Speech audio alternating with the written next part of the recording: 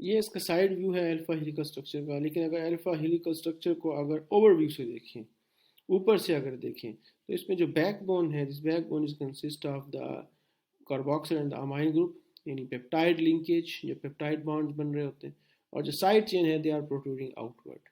So this ring structure or the backbone is composed of carboxyl and amino group, while the side chain they are protruding outward. Next secondary structure is the beta pleated sheet. Beta because of the second secondary structure identified after the alpha helix, or pleated sheet. Pleated बोलते हैं सिलवटें. Pleated means curved surface. चूँकि जब polypeptide की chain जब zigzag manner में arrange हो, zigzag manner के अंदर हो, कन्फर्मेशन में आ जाए, तो इसमें सिलवटें होती हैं सरफेस के अंदर. यू कैन सी है कि ये जो पॉलीपेप्टाइड की चेन है इसमें जो सिलवटें हैं जिगजैग मैनर में अरेंज है. That's why this is called as the pleated sheet. और इसमें जो सिंगल पॉलीपेप्टाइड की जो चेन जब जिगजैग मैनर में अरेंज होती है तो उसको बीटा स्ट्रैंड बोलते हैं. और जो दो बीटा स्ट्रैंड आपस में इंटरेक्ट करते हैं, so they make a beta pleated sheet. अगर दो बीटा स्ट्रैंड दोनों एन टू सी टर्मिनस की तरफ रन कर रहे हैं और एक बीटा प्लीटेड शीट बना रहे हैं, तो ऐसे प्लीटेड शीट को पैरेलल बीटा शीट बोलते हैं. लेकिन अगर एक beta strand N to C terminus पे रन कर रहा है और दूसरा सी टू एन में रन कर रहा है, और वो आपस में इंटरेक्ट होकर एक बीटा प्लीटेड शीट बना रहे हैं, तो ऐसी बीटा प्लीटेड शीट को एंटी पैरेलल बीटा शीट बोलते हैं. और बीटा प्लीटेड शीट को भी हाइड्रोजन बॉन्ड स्टेबलाइज करते हैं. Next is turns and the loop. दो secondary structure, already folded secondary structure को सेपरेट आउट करने के लिए few amino acid in between आके एक टर्न सा क्रिएट कर देते हैं in order to separate the two secondary structure. यानी फॉर एग्जांपल अगर दो एडजेसेंट बीटा स्ट्रैंड्स हैं, उनको सेपरेट आउट करने के लिए एक टर्न सा क्रिएट हो जाता है जिसमें यूजुअली 4 to 5 अमाइनो एसिड होते हैं. या अगर दो अल्फा हेलिकल स्ट्रक्चर्स हैं, उनको सेपरेट आउट करने के दरमियान में फ्यू अमाइनो एसिड आते हैं जो टर्न सा बना देते हैं. या अल्फा हेलिक्स और बीटा शीट है, उनको सेपरेट आउट करने के लिए एक लूप और टर्न सा बन जाता है. सो turns usually consist of 4 to 5 amino acid. They make a loop like structure, और loop बोलते हैं जब more than 5 amino acids हो.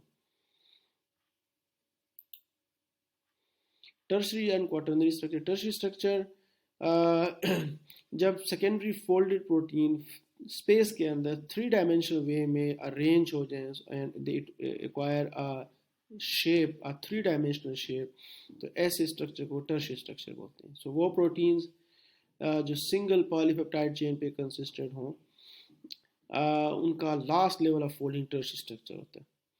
और लास्ट में क्वाटरनरी स्ट्रक्चर, ये भी 3 dimensional स्ट्रक्चर होता है, 3D स्ट्रक्चर होता है. लेकिन अगर, और ये अमूमन उन प्रोटीन्स में बनता है यूजुअली जो more than one polypeptide chain पे कंसिस्ट होता है, multicellular protein. For example haemoglobin है, 2 चेन पे कंसिस्टेंट होती हैं, अल्फा और beta, 2 alpha 2 beta chains which are connect with each other through the haem group.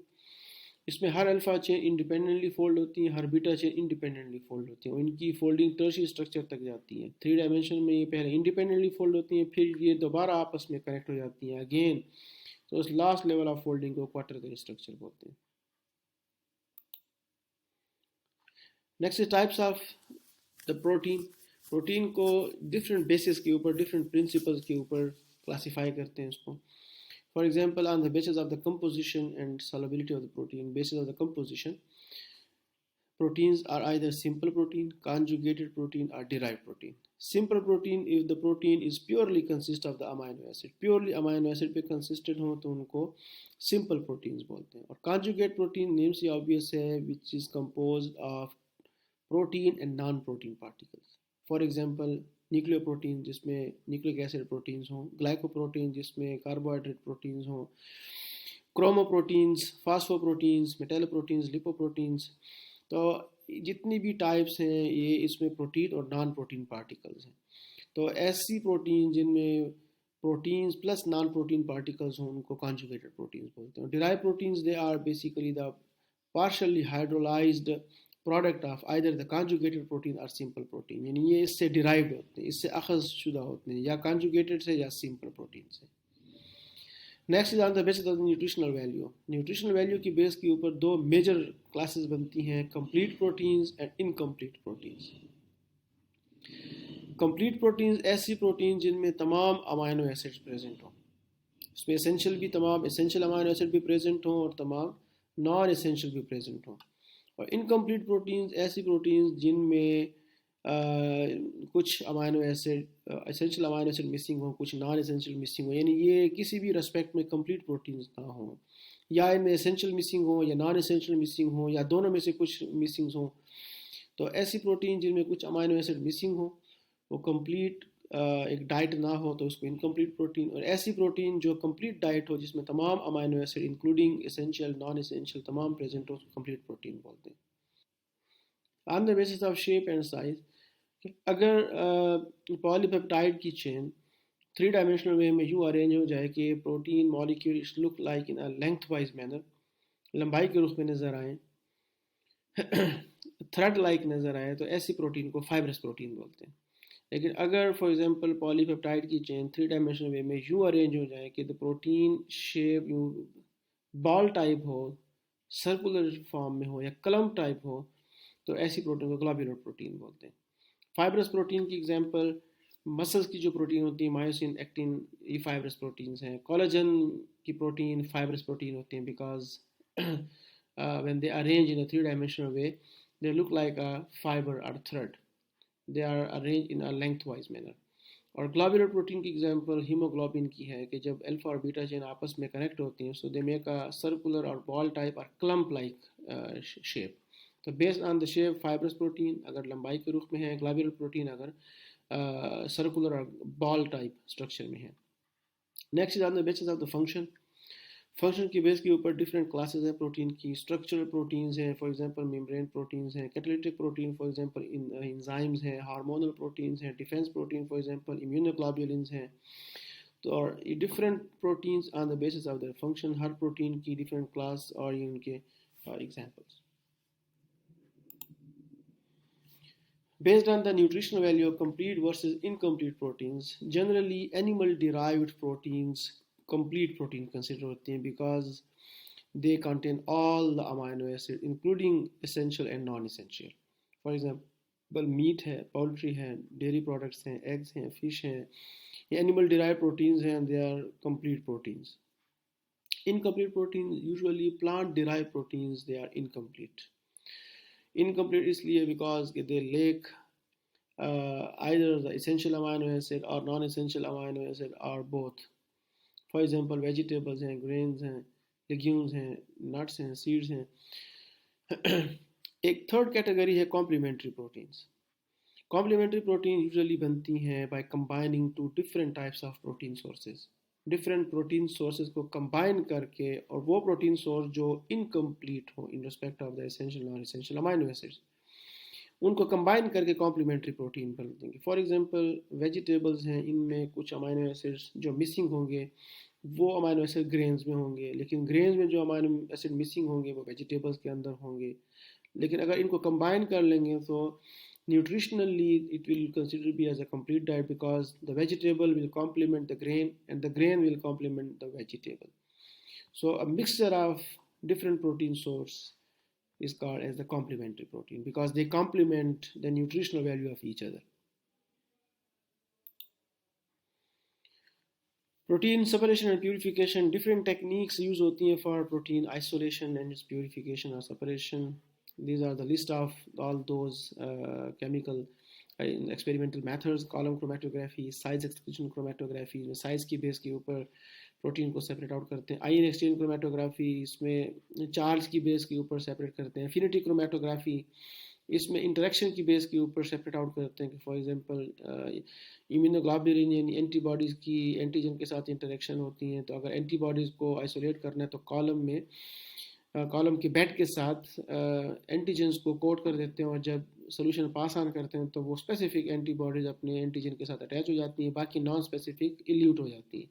So in this way through the affinity chromatography specific antibodies को isolate किया जा सकता है। इसी तरह एंजाइम्स हैं, इनकी एफिनिटी टुवर्ड सबस्ट्रेट होती है, तो कॉलम के बेड के अलॉन्ग सबस्ट्रेट एनालॉग को, क्योंकि सबस्ट्रेट को तो मेटाबोलाइज कर देगा, सबस्ट्रेट एनालॉग को कोट कर देते हैं, जब सोल्यूशन पास ऑन करते हैं तो सिर्फ स्पेसिफिक एंजाइम अपने सबस्ट्रेट एनालॉग के साथ अटैच रह जाता है, बाकी की प्रोटीन डिलीट हो जाती हैं।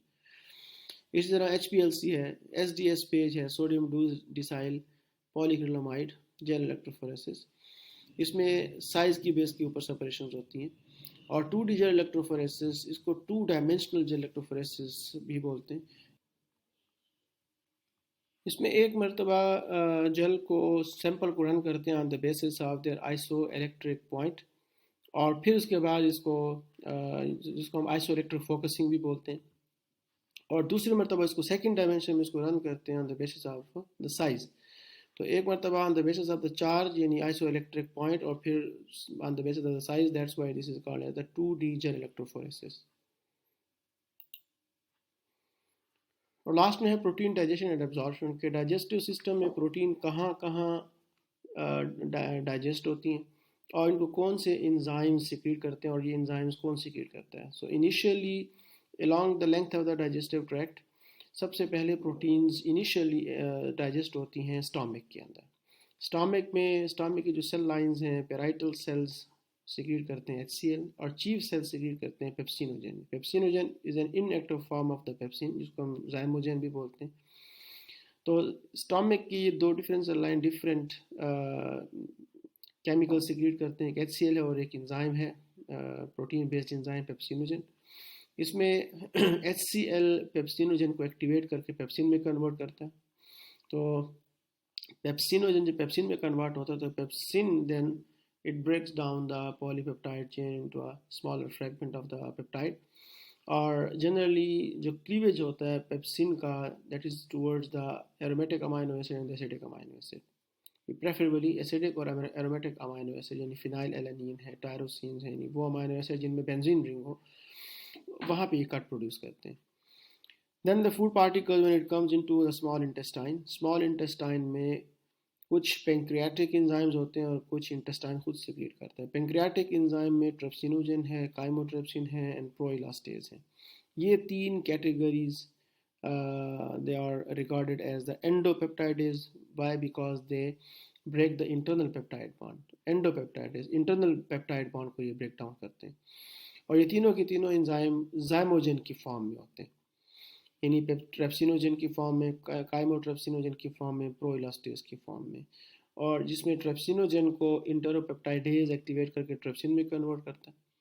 फिर ट्रेप्सिन काइमोट्रेप्सिनोजन को काइमोट्रेप्सिन में और प्रोइलास्टेज को इलास्टेज में कन्वर्ट करता है। और इन तमाम एंजाइम्स का जो क्लीवेज है that is also regulated, specific amino acid पे कट प्रोड्यूस करते हैं और इवन शार्टर पेप्टाइड चेंज बनाते हैं कंपेयर टू द पेप्सिन। तो trypsin usually basic amino acid arginine और लाइसिन अमाइनो एसिड पे कट प्रोड्यूस करते हैं। Chymotrypsin usually aromatic amino acid tryptophan, phenylalanine, tyrosine और एक non polar amino acid leucine, इन अमाइनो एसिड पे कट प्रोड्यूस करते हैं। Elastase generally non polar amino acid alanine है, ग्लाइसिन है, सीरीन है, इन पे कट प्रोड्यूस करते हैं। पेंक्रियाटिक एंजाइम में एक और एंजाइम भी होता है जिसको प्रो कार्बोक्सीपेप्टाइडेज बोलते हैं, और ये pro carboxypeptidase is also activated in the presence of the trypsin to make a carboxypeptidase. अब कार्बोक्सीपेप्टाइडेज और साथ में इंटेस्टाइन खुद एक एंजाइम सीक्रेट करता है जिसको अमाइनोपेप्टाइडेज बोलते हैं। ये दोनों enzyme carboxypeptidase and aminopeptidase they belong to the exopeptidase category. Exopeptidase वो एंजाइम होते हैं जो टर्मिनस से अमाइनो एसिड को क्लीव करते हैं, टर्मिनस से अमाइनो एसिड को रिलीज करते हैं फ्रॉम द पेप्टाइड चेन। एंडोपेप्टाइडेज वो जो इंटरनल पेप्टाइड बॉन्ड को ब्रेक करे, और एक्सोपेप्टाइडेज वो जो टर्मिनस से बॉन्ड को ब्रेक करे, या एन टर्मिनस से या सी टर्मिनस से। सो कार्बोक्सीपेप्टाइडेज सी टर्मिनस पे बॉन्ड को ब्रेक करता है और अमाइनोपेप्टाइडेज एन टर्मिनस से बॉन्ड को ब्रेक करता है। तो इन दो एंजाइम की ब्रेकेज के रिजल्ट में जो शॉर्टर पेप्टाइड्स होती हैं वो फ्री अमाइनो एसिड को रिलीज कर देती हैं। पेप्सिनोजन लार्जर पेप्टाइड बनाती हैं, बाकी ट्रेप्सिन, काइमोट्रेप्सिन, इलास्टेज ये इवन शॉर्टर पेप्टाइड्स बना देती हैं, और एंड पे carboxypeptidase and aminopeptidase they release the amino acids, because के अमाइनोपेप्टाइडेज एन टर्मिनस से अमाइनो एसिड को रिलीज करता जाता है और कार्बोक्सीपेप्टाइडेज सी टर्मिनस से अमाइनो एसिड को रिलीज करता जाता है। So in this way by the end of this digestion the complex proteins are converted into free simple amino acids. और इन स्मॉल इंटेस्टाइन में ही अमाइनो एसिड्स एब्जॉर्ब हो जाते हैं, और एब्जॉर्ब होने के बाद it comes to the liver to the portal vein, and then depends upon the need of the body, they are distributed across the length of the body. अगर जिन्होंने for example amino acid metabolize होना है तो वो liver के अंदर ही metabolise हो जाते हैं और यूरिया साइकिल को ज्वाइन कर देते हैं, यहीं से यूरिन की फॉर्म में कन्वर्ट हो जाते हैं.